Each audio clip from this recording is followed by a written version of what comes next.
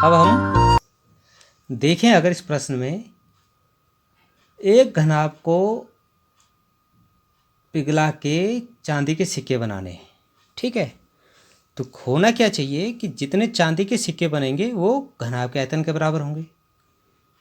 तो हम पहले क्या करते हैं, घनाभ का आयतन निकाल लेते हैं। तो घनाभ का आयतन हो जाएगा, घनाभ का आयतन, उसकी बीमाएँ दे रखी है आपके पास, साइड सारी दे रखी हैं, क्या क्या दे रखी है, 5.5 गुणा गया 10 गुणा गया 3.5।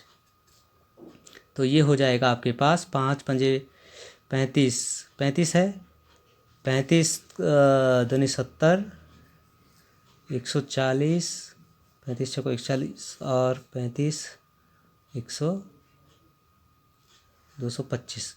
तो इसको मैं अलग से गुणा कर देता हूँ, ये हो जाएगा 35 गुणा गया 55। तो ये हो रहा आपके पास 192.5। ये अलग से गुणा करके मैंने यहाँ पे लिख दिया है। तो 192.5 घन सेंटीमीटर में आ जाएगा, क्योंकि आयतन है। अब यहाँ पे देखिए, एक सिक्के, जो चांदी का सिक्का है, उस सिक्के की जो त्रिज्या है वो हो जाएगी, आपके पास दे रखा है 1.75 व्यास दे रखा है, तो व्यास बटे 2 हो जाएगा, क्योंकि हमें त्रिज्या डायरेक्ट निकालनी है, तो व्यास बटे 2 हो जाएगा। तो ये हो जाएगा दशमलव की जगह हम अगर 2 दशमलव हटाने के लिए हम 100 का गुणा कर देते हैं ऊपर नीचे, तो ये हो जाएगा 175/200, ठीक है। अब इसको हम 25 से भाग दे सकते हैं, 25 7 175 और 25 8 200, ये हो जाएगा सेंटीमीटर, ठीक है। अब ऊंचाई देखिए, एक सिक्का जो है मोटा जो होगा वो 2 mm दे रखा है, तो सिक्के की वो ऊंचाई का काम करेगा, बराबर 2 mm, तो 2/10 सेंटीमीटर इसको हम लिख सकते हैं। तो 2 एकम 2, 2 पंजे 10, ये आपके पास सेंटीमीटर में आ गया। अब एक सिक्के का आयतन, सिक्के का आयतन क्या हो जाएगा, πr²h। तो पाई का वैल्यू हम रख देते हैं 22/7, आर की वैल्यू 7/8 गुणा गया h मीन्स 1/5। तो 22/7 गुणा गया 7/8 गुणा गया 7/8 गुणा गया 1/5। तो 22 7 दूनी 14, 7 दूनी 14 1 15, 154, ठीक है। तो 8 पंजे 40, और ये हो जाएगा 320, 8 पंजे 40, 4 8 32, 320 हो जाएगा। इसको और सॉल्व करें, अगर 2 का भाग दे दें, 2 सत्ते 14, 2 सत्ते 14, 2 एकम 2, 2 छक्का 12, 177/107 घन सेंटीमीटर क्यूब आ जाएगा, ठीक है। अब क्योंकि होना क्या है, घनाभ का आयतन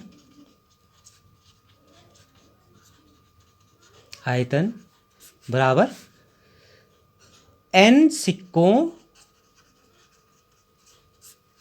का आयतन। एक सिक्के का आयतन तो नहीं होगा, इसके बराबर कुछ ना कुछ सिक्के होंगे, माना उस सिक्कों की संख्या, माना जो सिक्के हैं की संख्या n है, ठीक है। तो इसलिए हम लिख सकते हैं कि n गुणा गया एक सिक्के, n सिक्कों का आयतन बराबर घनाभ का आयतन। अब इस वैल्यू को हम रख देते हैं, तो n बराबर जो सिक्कों की संख्या है, ये हो जाएगा घनाभ का आयतन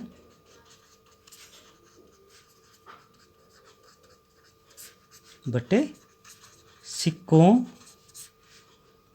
का आयतन, एक सिक्के का आयतन, एक सिक्के का आयतन।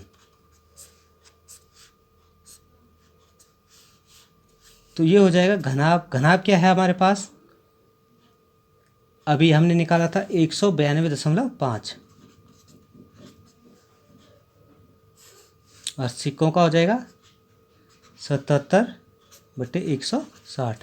तो ये जाएगा 192.5 गुणा गया 160 ऊपर हो जाएगा बटे 77।